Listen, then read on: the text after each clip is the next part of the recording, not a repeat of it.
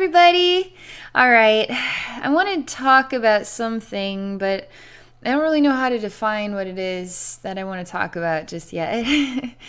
So let me just connect with my spirit guides and then we'll see what happens here, okay?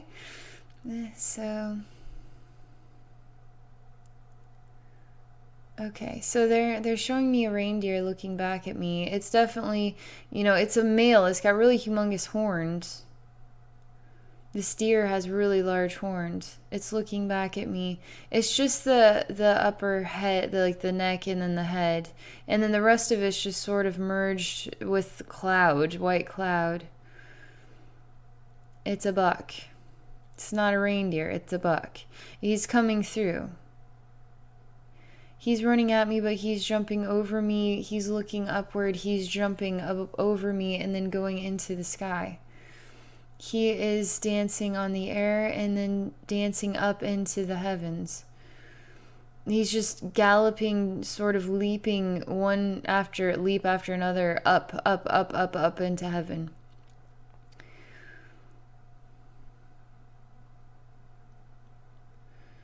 I'm just standing here in a wooded area. I'm wondering, what did that mean? Do I need to follow it? They're showing me a ram now, and how a ram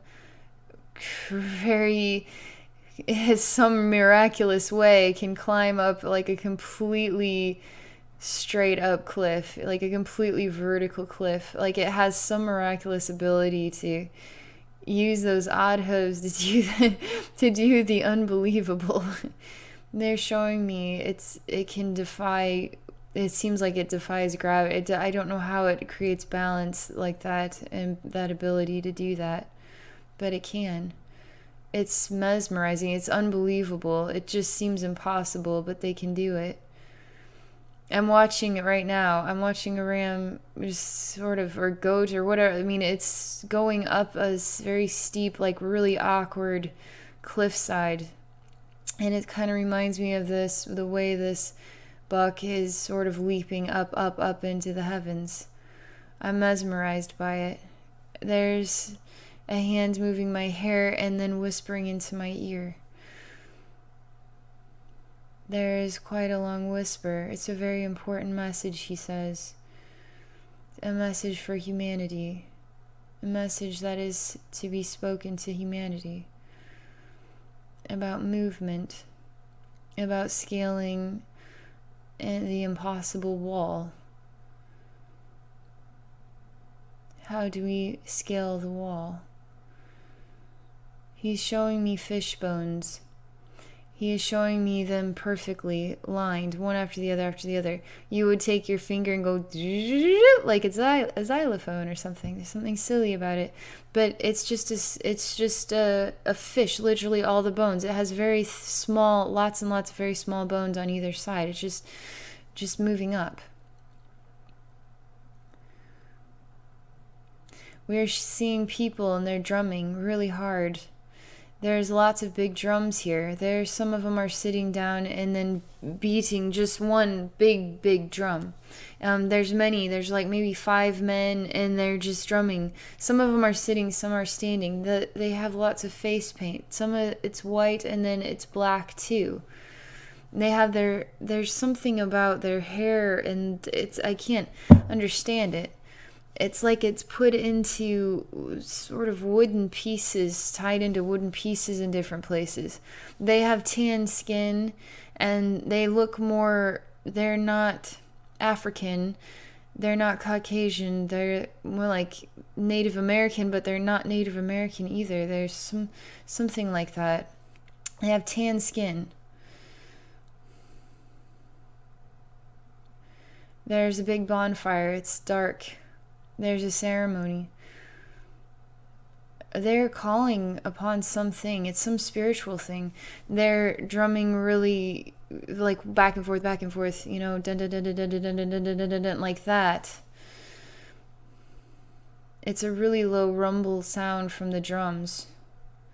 It's dun dun dun dun dun dun. It's never stopping, but it's a really low sound. It's really intense. It's really, really intense right now. There's a lot of focus right now as the drums do this. There's a lot of focus towards the fire. There's a lot of energy. I don't know what's going to happen. I don't know what we are going to see. I don't know what this will feel like. I know it's important. I know there's meaning. It's a spiritual thing. I keep experiencing this vision of sort of a waterfall of dark energy just washing down. They really are painted like skeletons, sort of. It's white, but then they make it so it's sort of black here and then black around the eyes, so they kind of look like skeletons in a way. And their bodies are painted white too.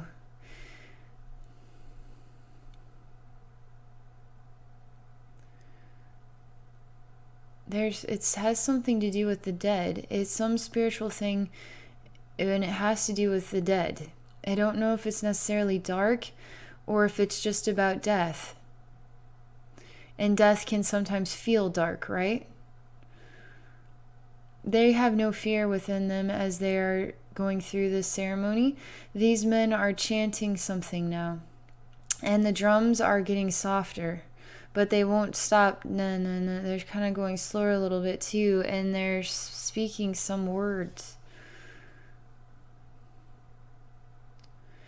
There seems to be a moment of lightning or crash or sound, and it really seems like it's like a bright light just happened here. It was just like lightning just happened. And it happened around the bonfire area. Everything is softening and softening now. Everything feels like it is becoming complete now. People feel like they're receding and disconnecting now. There was just one moment of a crash, and it seemed like a big deal, but nothing more further came from it, just that. They're saying, my spirit guides say, so there's nothing further that came from it. And I say, all I saw was just all I could describe of it was lightning. That's all I can describe of it. And it seemed like it was around the bonfire, but maybe it came from the sky. But it was so fast, it was so instantaneous, and then it just ended. And then everybody seemed to soften up and disconnect or relax from it. There seems to be something more to this than I'm picking up on. There was something else that I saw that I didn't acknowledge. It was sort of like a man standing on the side, and he was in the darkness, and all I saw was his arms go up really fast like this, and then I saw the light, that white sort of light, and that was it. I'm going over to his angle to experience his role in this.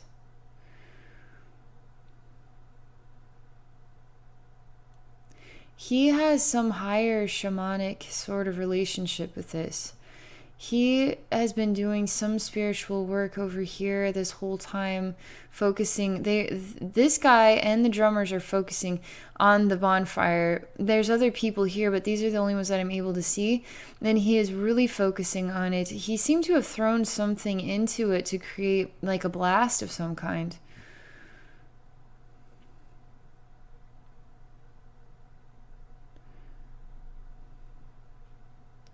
It seems as though somebody had died and then they were put into the fire in order to release their soul properly into heaven. Like this is a burial ritual. It's very honoring and respectful. Part of it does have to do with what we would describe as dark or evil, but for them it seems like a natural part of the procession of, and I don't know how to understand it. But they are saying everything about this whole ritual is extremely positive. It's very beautiful. It's very honoring and respectful. And for me, with my background, I wouldn't understand their relationship with why that would have come to me, this sort of dark waterfall, but that it was entirely protected, it was sacred, and it was beautiful. So that's what they're saying. There's nothing left of the remains. I'm looking into the bonfire myself, and I'm seeing Is there a spirit still in here? Is there anything else in here? There's just flame. That's all. There's ashes.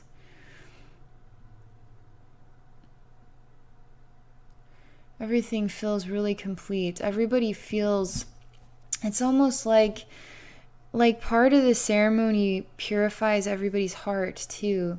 That's the only way I can describe it. When everything sort of recedes and goes backward, everybody also feels like a part of their heart is purified or cleansed in some way. All their hearts feel healed. All of their hearts feel like they just released their grief or their sadness. And that would explain why the dark energy. They were releasing grief and sadness. And all of this spiritual work was really purifying. It was releasing the soul as well. It was really honoring, respectful. It was really beautiful. That's what they're saying. Let's see what else. They're showing these men dancing in different ways. It's a little bit sunnier now, but they still have the white and then they black and then black around the eyes and black here on the nose too. And the hair kind of in a different way. And they're doing some more dancing around this fire. But the sun's still out. There's only a couple of them doing it. They're making really, really loud sounds. Really loud noises. Really, really loud. And they're really pure pitched. It's not like they're just screaming in some way. It's kind of like a gobbling noise. And it's like they devote their vocal cords to creating the perfect enunciation of sounds at the perfect pitch and the perfect volume.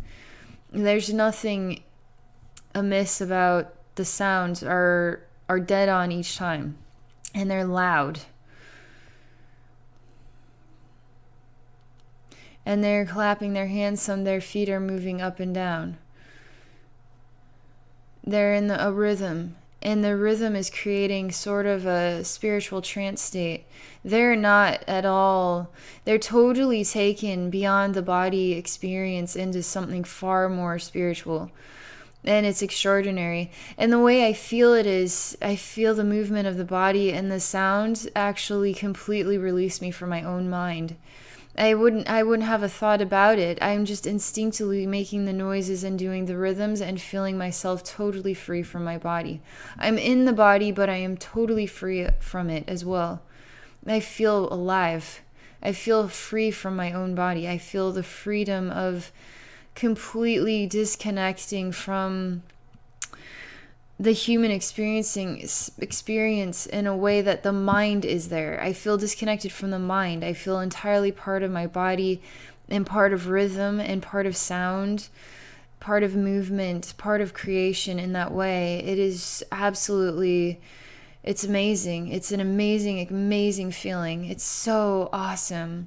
They're showing me the picture now of this ram doing the impossible and scaling a vertical cliff and getting to the top and being triumphant. They're showing me these men feel triumphant too. They feel perfect. They feel perfect in that way that is so incredibly balanced, in a way that is so, it conquers the body itself. It conquers the physical experience because it is the spirit of the body that is in motion. It is the spirit of the body that is speaking. It's absolutely conquering the human expression. It's incredible. I don't know how language would ever explain what this means. They're showing me the fish bones again. There's a finger that moves up and down them. They're showing me the waves brush over the fish bones and then go back and then brush over the fish bones. And they show me how the bones kind of go into the sand, and then it's sort of each wave is like a version of time moving back and forth. It changes things. Time changes things. The waves, the ocean change things too. The fish skin is not there. Its body is not there anymore. All that remains are the bones. And now the bones are starting to disintegrate or whatever. And now all that is left is sand and then water. But they're showing me the bones are still there. They're showing me a bird is looking at the bones. They're showing me a crab on the sand. They're showing me smells. It smells like dead fish, you know. It just smells like seaweed, or you know, it kind of has that ocean scent, but there's something with it, you know. It's like you don't want to smell the dead fish because you have birds that pick off part of the remains as well, you know.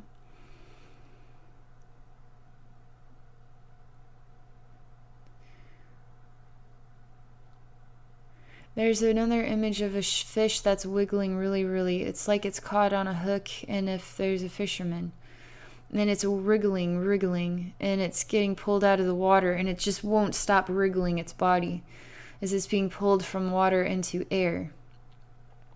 It's still wriggling and fighting for its life. It's fighting for its life, and it's on a hook. It can't go anywhere. It's in the air. It feels a hand touching its body. It's for the first time experiencing its body in this hand. It experiences its body differently. It's still moving really fast. It only understands that instinctive movement. The man is pulling this out of its mouth. It's experiencing this right now. It's looking at the sky for the first time. It never has looked at the sky before. It's always looked underwater. It is exploring this as it's having a very strange psychological experience. It's out of water, and it's out of mind. It's having a surreal moment. The most surreal moment. The fishes. Every time a fish is taken out of water, it has this surreal moment. It's something we human beings never thought about. And they say every single fish has this surreal moment. And it is much like when a human being first frees themselves from their body in such a way where they're still in the physical experience, but they're in a spiritually enlightened, extraordinary moment of this kind. They're saying that the fish, what could only be described as it slowly suffocates, it also has like a profound hallucination experience of being from water into a whole new world, basically. And as it goes, it starts to calm down, it starts to stop fighting back, and then it starts to slowly suffocate. But it has an extraordinary experience as it sort of moves from the physical life and then into the spiritual. Fish also have a life and a death experience, and souls do incarnate as fish. Souls do choose to have the experience of being a fish, and even a fish that is caught, and that experience has value. More enlightenment comes from that experience than we would ever give it credit for. And they're saying it is so important that we be respectful of every living being. Doesn't matter how they choose to experience life, whether it be human beings who paint themselves like skeletons or a fish that we just caught in a boat. You have to be respectful of all life. The lives of each other, the lives of the animals, the lives of the plants. That's what they're saying.